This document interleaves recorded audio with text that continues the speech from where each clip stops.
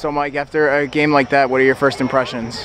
You know, I think we played very well. You know, we got up early and often, and you know, got to the point where we're up 35-0. You know, let's control the football. You know, coming in, the game plan was let's throw the ball. You know, they're a man coverage team, and we want to take advantage of that. But we got up early, and it's a good feeling. Going up 35-0 at halftime, 3 touchdowns. How would you assess your personal performance? I played pretty well, but there's some things you got to fix. You got to go back to film and keep working and getting better. What do you feel like you want to fix?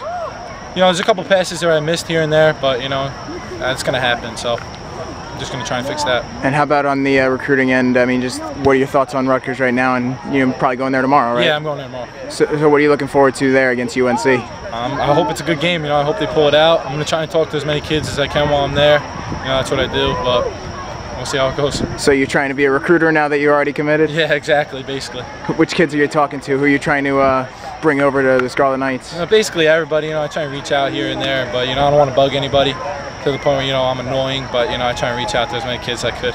And I guess have you been talking with any of the other commits? I know Ben Martin, Kevin Snyder, a lot of the other guys will be up there. Yeah, here and there. I actually just spoke to Keith Lumpkin the other day. Every time somebody else commits, I try and reach out. And what have you been hearing from Rutgers recently, just in terms of advice and what they want you to be doing now?